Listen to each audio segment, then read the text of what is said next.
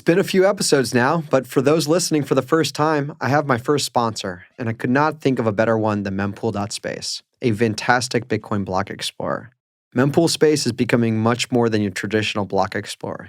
It is becoming a multi-layer explorer from layer 0 mempool, layer 1 blockchain, layer 2s like Lightning and Liquid, and a lot more. We're still using Wiz's mempool here at the park, but like most things in my life, I'm moving towards free and open source software. And you get that with this Bitcoin block explorer. So you do not need to trust Wiz's mempool, i.e. mempool.space. You can easily host it yourself. More to come on this front at the park in 2023, especially in May of 2023, when we host basically mempool month here at the park. So give it a shot yourself at mempool.space. This is kind of like maybe one of my contrarian takes. I think there's so much innovation left to be done on layer 1 Bitcoin, and that's why I'm putting my focus and attention at that layer. And I think Miniscript is kind of a very conclusive thesis of some part of that has to be right, because we're not using layer 1 to the full potential that we can at the moment. And for anyone who's working on any other project in Bitcoin on a higher layer, I would encourage to start thinking about the fact that if we extend the programmability and utility of layer 1, it's exponentially going to make layers 2 and 3 and so on stronger. Welcome to the Builders in Bitcoin podcast, a podcast about the people who bring Bitcoin to life. I'm your host, Rod, and I go by the handle BitKite on Twitter.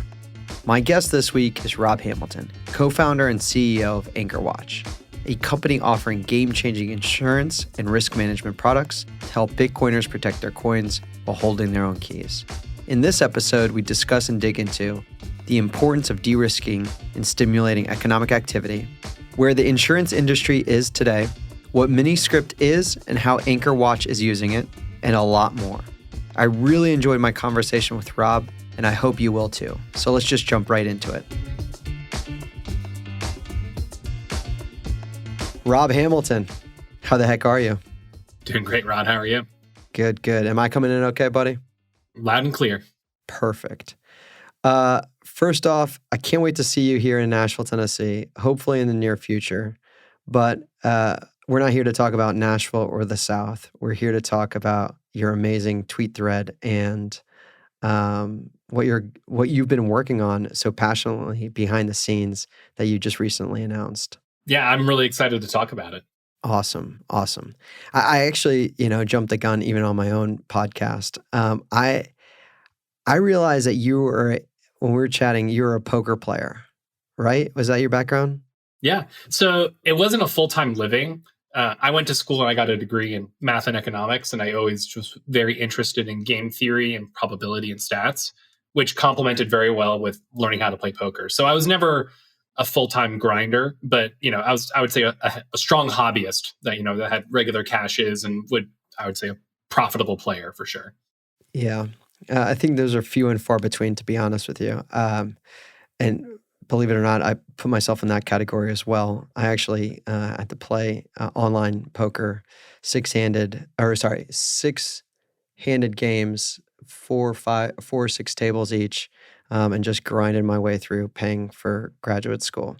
But this is not about me. This is about, and I do think that is like a really good segue into kind of your mentality and your discipline around poker playing, but also how the heck does someone like you get into the world of insurance, which to me seems pretty arcane and I'm not going to be honest, somewhat dull. I love that question because I could not disagree more. Poker and gambling in general, it's a game of taking risks, right? And making probabilistic bets. Mm-hmm. That's the world of insurance at the end of the day. You have a certain basket of risk, whether that's owning a home, driving a car, what have you, maybe even holding Bitcoin. And the idea is that you're trying to be able to remove you're selling your risk. When you buy an insurance policy, you're selling the risk and letting someone else hold that risk for you, right? In exchange for that, you pay them to take the risk. And it's an economic trade. It's an activity like that. And I view it very much in a similar way of poker, where you're trying to understand edges and trying to understand mispricing in markets and being able to kind of bring better services to light. So I think insurance is, it gets a very, the reputation obviously as being very boring and dull. It's it's where a lot of innovation happens. Is being able to de-risk things is how you actually enable economic activity and growth. Is when you're able to remove risk, people are more able to freely interact with each other in society, and it's a very powerful compounding effect that can, have a lot of great upside for everyone. Yeah. So you just said that where a lot of innovation happens. Can you expand on that? Well, yeah. So my favorite story I like to talk about this is that the United States of America was built on insurance. Lloyd's of London, which people who in insurance know about as this large insurance syndicate and company in London. Think of it like the New York Stock Exchange, but instead of trading securities, you're trading weird types of risk, right? During the 1700s and 1600s, you would have ship explorers that would go looking out for spices and new trade routes and whatnot. And it was very dangerous. You had wooden ships with a lack of sophisticated technology, and it was very hard to know reliably, or you could be able to return with your crew and your cargo, right? The spoils of the adventure. And insurance, with Lloyd's of London specifically, the coffee house came in where ship owners, captains would be underwriters. So they actually would write their signature underneath their cargo, their destination, what they're doing, and they would pay Lloyd's a percent of that, right? And in the event that the ship wrecked or went missing, Lloyd's would pay out and make the underwriter or the delegated person whole. And this is what allowed all of the adventures and the aggressive expansion to discovering and building America. Was once we were able to de-risk the economic activity of exploring, you had this huge boom that turned into the birth of our country, right? And that's why I think that once you start looking past the actuarial tables and the stats and the color numbers, there is a really beautiful element too of just it. It's a great way I like to view it as how insurance does change how we all interact with each other in ways that we never really fully understand unless we're looking for it. Yeah, that's a great way to frame it. Because I wasn't really thinking about it like that, about the de-risking the economic activity of actually getting on a freaking wooden boat and saying, hey, you're going to go sail that way, and good luck. Right. So before we get into what you've been building, I am actually curious because the insurance world today, to me, when I use the word arcane and dull, it's like, I have life insurance. I have to have car insurance. I have to have, homeowners insurance or rental insurance and all these different things that just seems like it's soul sucking costs out of me. That, you know what, I will say one day you may have to use it and then you're thankful that you have it. Mm-hmm. But maybe can you explain where we are today? Or can you explain the insurance industry today? Yeah, so I'd the 30,000 foot view. My personal bias is I would lean more as a libertarian, and I would say that the things that you're talking about are what are called admitted lines. These are heavily regulated, standardized products like life insurance, health insurance, car insurance, homeowners insurance, right? These are very almost cookie cutter like there's very strict guidances and kind of ways you can offer that kind of insurance, right? Because they've been around for a very long time. The risks are generally well understood. And because of that, it's also for consumer protection, there's a lot of, kind of guardrails to speak around it. The kind of Wild West side of insurance is what's called a surplus, excess and surplus line. These are new and novel forms of products and insurance, things that don't have large pools of data, or they're very small risks. Think if you're, I'm thinking right now, if you're Mandrick flying around with his private pilot license, you need to have a special kind of insurance to be able to fly that plane. And that's not something you go to Geico to get my private plane insurance, right? So that's where I'm operating is in this kind of less established form of insurance of the excess and surplus lines that are, that general frontier of all of the new things going on. And that it kind of ties well into the stuff I'm working on with Bitcoin is that the insurance industry, when it looks at Bitcoin today, they treat it like the two models are, one, it's gold in a vault, mm-hmm. right? It sits there, you keep it, and some, actual insurance policies and custodians do it this way. They put them in bank vaults and then they just don't let anyone inside. And, that's an approach. Then another approach would be using things called MPCs, multi-party computing. This is typically also popular with being able to, for many other cryptocurrencies at large, because Bitcoin natively supports multi-sig, which I'll get to in a moment. With MPCs, though, you basically take shards of a single private key and you scatter them all over the place.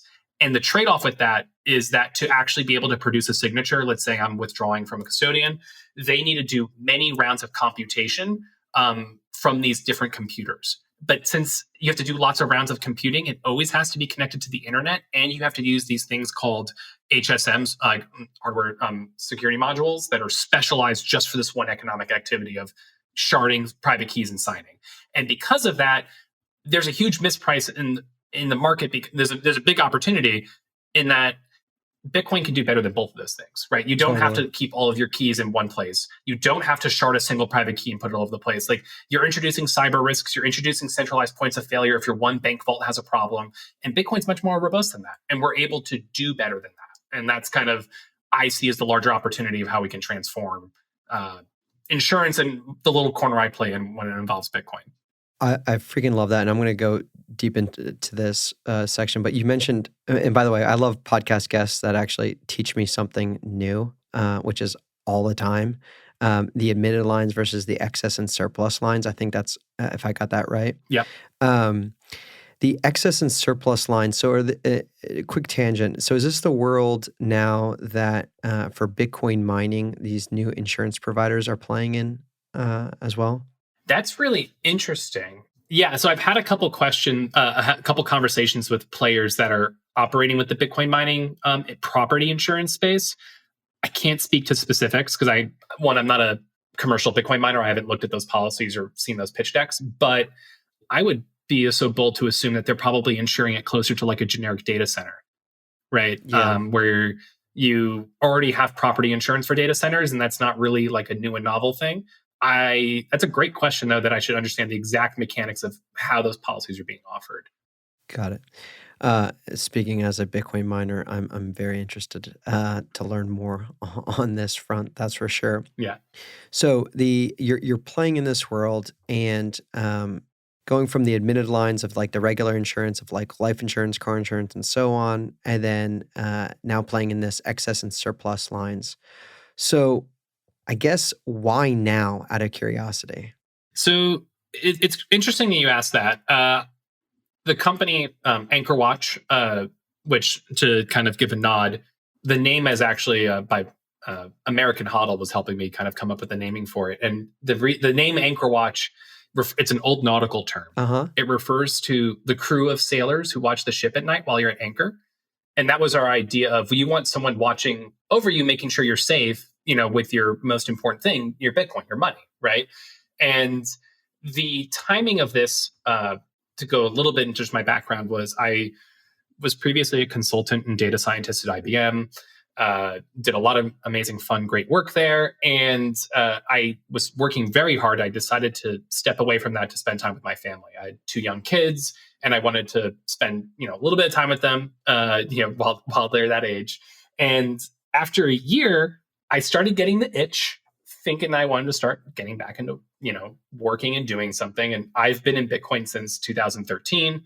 As a brief tangent, I went to the New York City Socratic Bit Devs in 2013. And that's what orange pilled me. I walked in the room, I realized I was the dumbest person in that room. There were all these wizards working on really hard problems. And it's what inspired me to learn how to program and kind of really fall in love with Bitcoin. And so I was thinking that I was already pretty well knowledgeable in Bitcoin. I'm a programmer. I can kind of start cobbling things together. I'm trying to think like, let me do a round of applications. And I had many interviews at a lot of Bitcoin companies, even got some job offers. And none of them seemed fully fulfilling to me. They all kind of seemed like they were great opportunities, but I felt like I wasn't using my full potential. And that's when the conversation one night on Clubhouse, funny enough, came up of starting a product of doing insurance for Bitcoin. And what came out of that, very much so, was a very wild roller coaster that I'm still strapped into. And we've been incorporated since March. The initial idea was early February, and I've been buckled in ever since. I'll stop there and let you kind of poke in a bit. No, I freaking love that story. And I could just hear your passion exudes for what you've been like heads down building. And I think we were sharing a cab maybe at the conference and you were just it was to go to Beefsteak. Yeah, that's right. And you're kind of giving me the hint at what you have been working on and so on. And I'm like, man, keep crushing it because it's way above my pay grade at the moment. But I do vividly remember us talking about kids and spending time with our young kids, which is super, super important. So let me actually poke on a couple of things here. So Yeah. right now, you put out this great tweet thread, and by the way, I love the name AnchorWatch with that story behind it. You gotta like definitely continue to tell that. Yeah. Um, and another quick tangent as well is BitDevs is just such a magical, not experience, but like from the New York BitDevs to SF BitDevs to now we have a Nash BitDevs here. And I believe you go and attend the Raleigh BitDevs hosted by Evan. If you have a BitDevs or don't have a BitDevs in your city or a meetup in your city, please consider starting one. That's my PSA for now. But I guess then tell me like where you learned to program, and then what specifically was the aha moment? And I'm kind of leading you towards this, towards Miniscript. But like, Mhm. was it Miniscript that was the aha moment, or was there another aha moment for you to say, "All right, I got to start programming here"? So, for the insurance piece or programming, like just in general, going to the New York City Bit Devs and seeing how hard a lot of brilliant people were working on a very hard problem of Bitcoin was intoxicating and inspiring to make me want to learn how to program. And this is back in 2013, right? I So we're love talking that. coming up on 10 years ago. Yeah. So this is coming up on 10 years ago. And I would throw that out there to I plus one and echo everything Rod just said. Go to your local Bit Devs. I actually co-host the Raleigh Bit Devs now with Evan. And we Heck also yeah. have Jesse. I did a long whiteboard session last night going into deep detail of the things I discussed in my Twitter thread, let people kind of, do it for themselves to use Miniscript vaults and play around with them. All to be said, though, so I was inspired in teaching myself to learn how to program. And there were a couple jobs along the way after I started teaching myself how to program. I started automating myself, like a lot of the work I was doing and gaining time to the point where I just kind of kept leveling up and wanting to challenge myself more and more. And that was when I was a consultant and data scientist at IBM of very grueling, long hours, hard work, very rewarding, great results. That was kind of the crucible that kind of really forged me as to I would consider myself a full-time developer data scientist. Took the time off to be with the kids, but when it ties into AnchorWatch and the company, I already knew that like I could build prototypes very quickly, right? That was already something I was already thinking about. So I started designing out and scoping out what would a full like system look like to be able to offer insurance with Bitcoin. And I was, going through, and one of my roadmap items, funny enough, was just thinking through and saying, oh yeah, I want to try and start doing some custom scripts. Mm-hmm. I want to be able to do custom scripts in Bitcoin to be able to have more granular control. I can go into a very deep rabbit hole on that. I'll keep it brief and just say Bitcoin script is something that Satoshi invented before Bitcoin because it's in the launch candidate for the release candidate of Bitcoin. It is how every single Bitcoin transaction, when it is spent, is validated by all of the other nodes. And it's kind of think of it as a locking script as to what conditions am I allowed to spend this money? And the most straightforward ones everyone knows about is a single signature wallet and a multiple signature wallet, right? Mm-hmm. And those are the kind of very baseline templates, like a vanilla ice cream-esque. And that's how all Bitcoin works. And you can do more custom things people think of are like HTLCs in Lightning, hash time lock contracts, right? That's a custom Bitcoin script. There's a long list of other things, but at a high level, the inspiration for Miniscript specifically was realizing I needed to make custom Bitcoin scripts to better serve my business use case needs. I love that. And I would say, yeah, going the deep dive, definitely that's for you and Matt and Citadel Dispatch for sure. I'm going to do my best to keep it more at the business or the retail consumer level. Just Sure. so for a pleb like me that has 3 kids, a fourth on the way, that's looking to properly, I mean, there's a number of ways we can go. But I guess, so you had the Bitcoin script, right? And then there was Miniscript. And I was looking at your thread, and I think Peter Woolley and a couple others were the ones that started the Miniscript. Yes. Yeah. And so then you took this. And so maybe, can you explain what is Miniscript? Very happily so. So as I mentioned, Bitcoin script, it's how every Bitcoin address kind of gets locked and says who gets to spend the money at that UTXO. Miniscript takes a certain set of, I view it as Lego bricks, right? And if you actually look at the Twitter thread, there's a visualization that comes from the Bitcoin dev kit team on their playground. It actually shows you the Lego bricks on different kind of things you can do, spending conditions. There's three main tools. I'll call them like checks or like security features in Miniscript. Mm-hmm. There are signatures, which we already all know about today. It's how your Bitcoin private keys, your 24 words. There is also a time lock, which is interesting because it can be either block height or it can be based on like time on the like a clock on the wall, right? You can't do both, but you can do one or the other within a given Miniscript. And then the third one is called hash locks. And without getting too technical, it's basically showing that you have a secret message that gets revealed at a later time. And those three building blocks are woven in with things like AND operations as well as OR operations.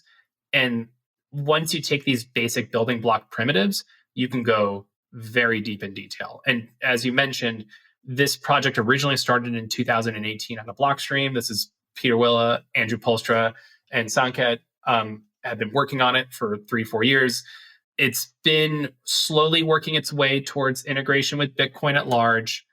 Most importantly, is they just added output descriptor support, watch-only support for it in Bitcoin Core this like 2 weeks ago.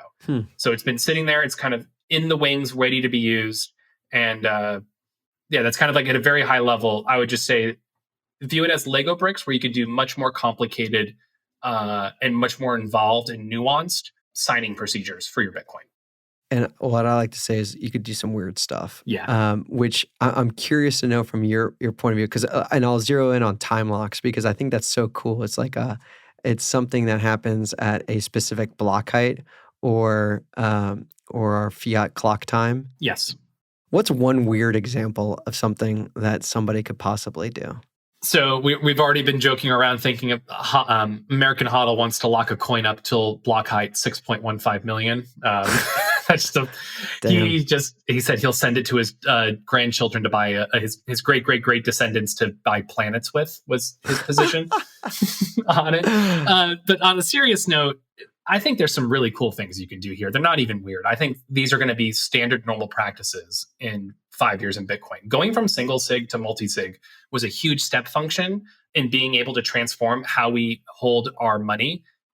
Multi-sig to Miniscript is going to be a 10x leap on top of that. And I say that pretty confidently, and I'll explain why. Think of something like a legacy multi-sig today, right? You have let's say you have a 2 of 3 multi-sig.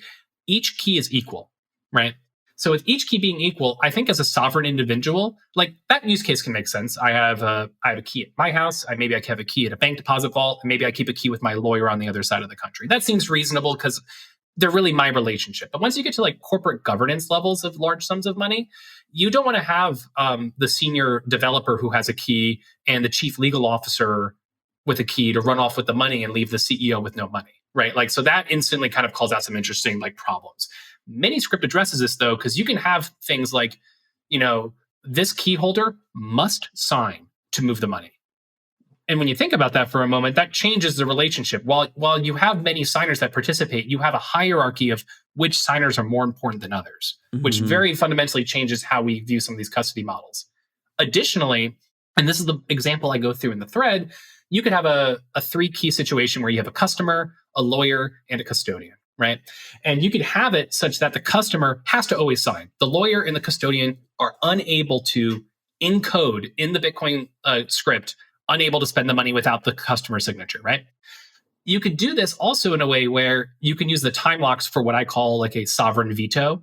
And what that is that you could actually set up a Miniscript vault so that if all of your signatories, all of the counterparties that are holding keys and distributing trust for you no longer choose to like work with you, they can't hold your money hostage. After the time lock passes, you can unilaterally remove all your money out of the Miniscript vault and no one can stop you because it's all encoded into the blockchain.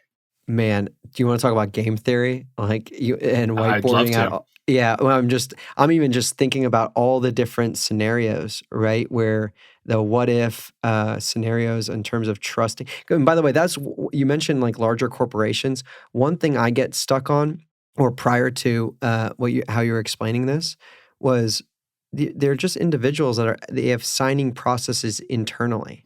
God forbid you have a rogue employee or a compromised employee or an employee that was fired, right? Like, I mean, sure, there's internal systems and processes documented on Notion or whatever Google Doc, but having it hard coded now into Bitcoin or Bitcoin, hard coded into Bitcoin, if I got that correct, is really, really interesting here. Now, I will say from a user perspective, and this is probably what AnchorWatch is making it easier to do. Do you think in the near future, you mentioned 5 years, that'll be an application layer that'll be easy to use for plebs like myself? Give me 6 months. I'm working really hard on it. I'm working hard to accelerate the beautiful orange future for all of us. It takes time and resources, but I think kind of why I showed in the Twitter thread is that the core building blocks are there. And very specifically to your point, I think user experience is an exceptional part of this user story. You need to make sure that there's an ability for a user to interact with this in a way where they are empowered to understand and have full knowledge and consent each step of the way, so they know what they're participating in. And I love what you said before about kind of, being able to encode some of these like governance rules on chain. The way I view it is it's a blend of using on-chain code and Miniscript as the contracting language for like the digital contract and blending that with off-chain governance, right? Because you still want to make sure that, the on-chain piece is one part of it, but you also can kind of have standardized procedures in how you interact with these Miniscript vaults in a way that kind of, I call it a belt and suspenders approach. With belts and suspenders, you're not going to have any problems, keeping yourself like above water, right? So I think it's a really interesting way to think about that, because especially when you're dealing with larger corporate governance and institutions, you need to have like other processes that aren't just explicitly code. And that's just the things that avoid foot guns and kind of ways that you could possibly put yourself offside with your own money. All right. Well, in 6 months, it'll be June 14th. We're hosting here at the park, the Funding and Building Bitcoin Businesses. We also do workshops here. So and we have a Nash Bit Devs and a number of other things. But going on that week, I'd love to do a workshop just to put some sense of urgency and create a compelling event so that you can ship what you just promised all of our listeners, which was a 6-month working product. I'm going to create a meetup event page and get about 100 to 200 plus people there for it. I'm only 1% joking about this, Okay. but we're going to make that happen. Let's do it. Awesome. All right. Well, this is how you innovate, is you kind of just stick yourself out on the edge of the ledge and you just, you give it your all to make it all work. I'll have to let my co-founder and chief operating officer, Becca, know, because she'll be very eager to hear that I've already put my foot in my mouth on my first podcast talking about the company. I love it. We'll have Becca come out as well. Absolutely. So one of the cool things about this is like you, especially in your tweet thread, you're actually demoing it. And this is what I love is like, rather than just talking about something and maybe even whiteboarding it, it's like, hey, let me show you actually how this works. Mm-hmm. By the way, out of curiosity, why were you using you're using a ledger over, let's say, a Trezor or a cold card or a foundation device? Yeah. So this is an interesting thing. The Ledger team has put a lot of development work into Miniscript support already. So while kind of signing an arbitrary transaction can kind of be worked around, Ledger's put a lot of thought specifically into what does it mean to actually register and use a hardware wallet in Miniscript. So the direct answer is the two wallets that support Miniscript natively today are Ledger. And specifically with Ledger, they actually are not releasing the Miniscript version of the app until end of the year or first week of January, the latest. So you have to go compile the developer version of the app if you're going to use it within the next month. I was talking to Sal at Ledger. Huge shout out to him. He's been really supportive and helped me build through this. So the Ledger team supports this, as well as Spectre DIY. Mm-hmm. So if you have a Spectre DIY that natively supports Miniscript right now, I haven't touched the Spectre DIY Miniscript piece yet. And for the answer for the other devices, it's just a function of it has the development work hasn't been put into like actually get it online yet. And to be very honest, it's a tricky thing to deal with. And there's a couple of things. One, you're no longer signing something that's like a single sig or a basic multi-sig. You now have to understand if you're going to like register, like deposit money into this Bitcoin address, you, the user, want to be very, very certain that you understand what you're about to put your money into. So you can see it in my video that on my Twitter thread, the ledger actually fully shows you the full Miniscript policy to let you understand in as close to plain English as possible what you're about to commit to. And that includes all of the kind of spending conditions in Miniscript form, as well as all of the extended public keys, the XPubs of the key signers, specifically making sure, hey, do you know this key holder? Do you know this key holder? Right. And that's kind of, if you look through the video, you can see that in much detail, like how they think about that. And what you do is when you're done, they register, you basically have your signing device sign a hash of the policy. And you use that as a token going forward. If you ever want to verify again or do any interaction with the Ledger wallet, you present this like signed message from your own hardware wallet to let you know, hey, yeah, you're about to do an operation, but you've already previously approved this. So there's a lot of user experience pieces, especially on the signing device side, on how do you handle this. So I think it's more of a credit to Ledger being out on front on this as opposed to anyone like not stepping up to actually getting this done yet. Very, very cool. And I appreciate that background. So I guess maybe what's like the first, and you mentioned a couple, you've alluded to a number of like simple use cases. What do you think is like the actual first real life use case here and application? Yeah. So thinking maybe a step outside the insurance piece explicitly, I think this is going to decaying multisigs are going to be the first very straightforward use case. And what is a decaying multisig? So let's say you have a 5 hardware wallets. You have 5 signing devices. You can have it operate as a 5 of 5, but if the funds haven't been spent for, say, a year or maybe 3 months, whatever setting you want to do, right? But just think about this for a moment. Every 3 months, you would drop one of the required key signers. So you can have a 5 of 5 multisig that becomes a 4 of 5 after 3 months. Oh, and then after cool. Another 3 months, it becomes a 3 of 5. And then you can have it wait a year or 2. Okay, 2 years pass and the money hasn't moved. It's now a 2 of 5. All right, you wait another 2 years, now it's a 1 of 5, right? So you all of a sudden change the boundary conditions in which you can lose money and make it smaller and smaller, which kind of bolsters custodial model, like self-custody. It empowers individuals to be able to have more confidence in not having their keys on exchanges. And I think that's a very low-hanging fruit that can have very positive results for everyone. You know what's interesting, and just playing this out, 100%. It's like, all right, here's a bonus plan, and instead of me trusting, you're trusting me that we're gonna, although it's locking up capital, which may not be the best use of this, but let's say you have 1 Bitcoin for a developer, and you're saying, hey, we have a 4-year commitment here, and we have, I don't know, me and let's say my co-founder, so it's 3 of 3 right now.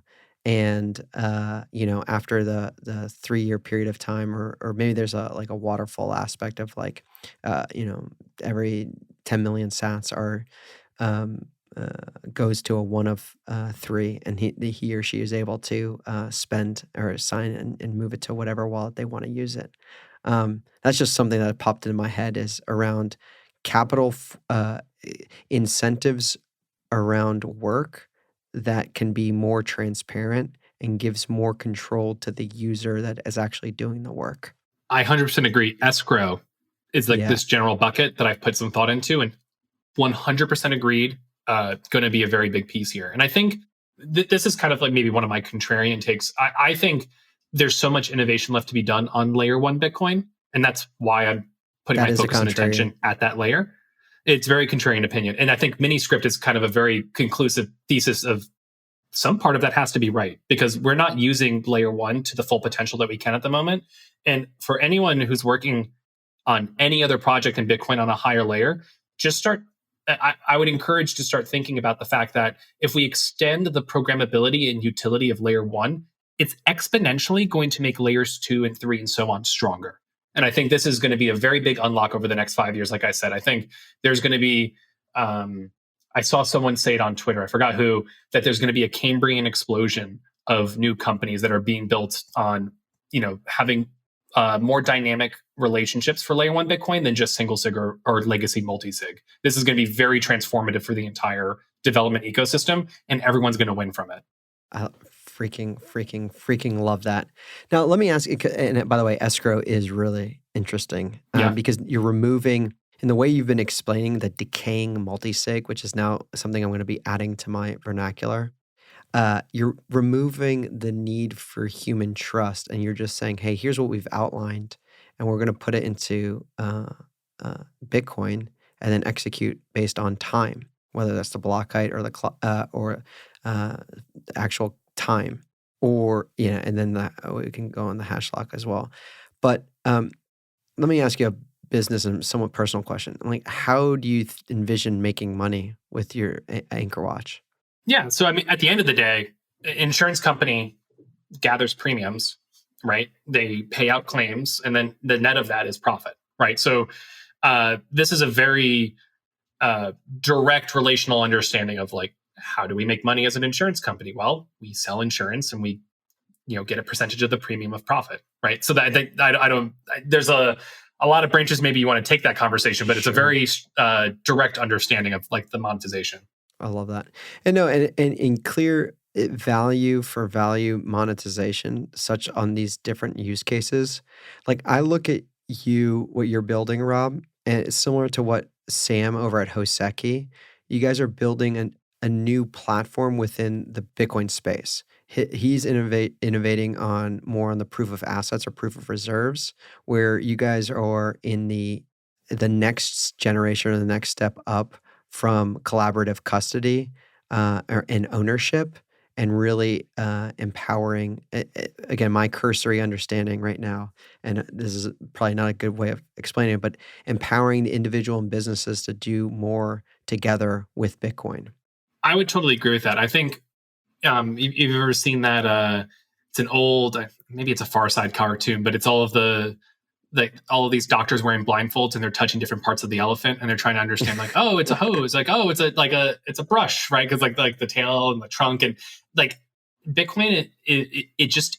Like Beyond says, it's like Bitcoin is, and that's enough. And there's a lot of financial interactions that we're going to have to rethink with this new foundational money, and things that like what Sam's doing at Hoseki and what we're working. Like these are all things that 20 years from now are just going to become the normal. Like it's going to be like, well, obviously you set it up that way, but we're kind of forging forward right now to understand what are the best ways to construct and set this all up. And these are, like with Sam, like with proving of ownership, what we're doing with insurance, these are foundational building blocks of actually building a new financial system. And that's where I find I get so excited and motivated, not just because of the cool technology stuff and I love Bitcoin. I see this as true shifts in understanding what it is to have possession of something, what it is to have programmable money. And this is the way I've been thinking about it: is Bitcoin is programmable money. For the most part right now, we're using it for 1 + 1 = 2, or like hello world. But like there's a whole world out there that we can start interacting and playing with. And I view this as like the really exciting part. Bitcoin's only 14 years old. There's so much more to be done. And like we're so early still. Man, this was such a blast. We're running up against time, and we could go for another hour here. What I want to do is, not only I'm serious about the June workshop, so that's happening. Definitely want to do a second follow-up podcast here when you do come and visit. Maybe February, March, or excuse me, yeah, January, February, and March. Maybe we'll do it in February, March. And I'm already given, just DM'd Matt the contrarian take that you think there needs to be more innovation at the layer one. So let him expand on that and debate with you on Citadel Dispatch. I love it. But Rob, I'm going to put in the show notes not only your Twitter profile, the AnchorWatch Twitter profile, and your amazing tweet thread. But is there anything else you want to leave our audience with?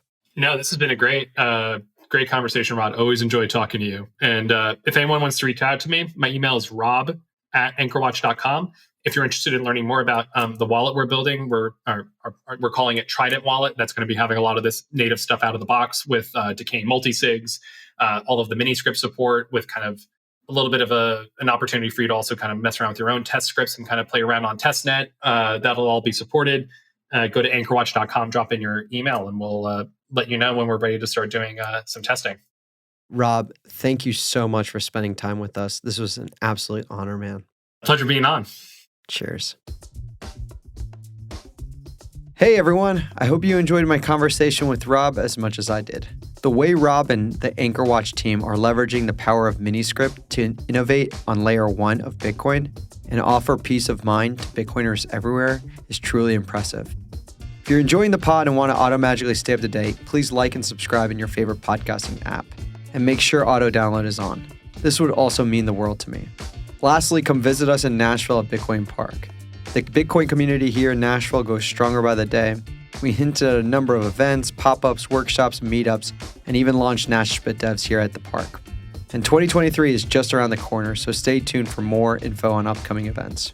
If you want to be the first to know, join our meetup page at bitcoinpark.co and check the show notes for this episode for a link to the Bitcoin Park Discord server, now with over 200 members, so that you can stay connected with us. Until next time.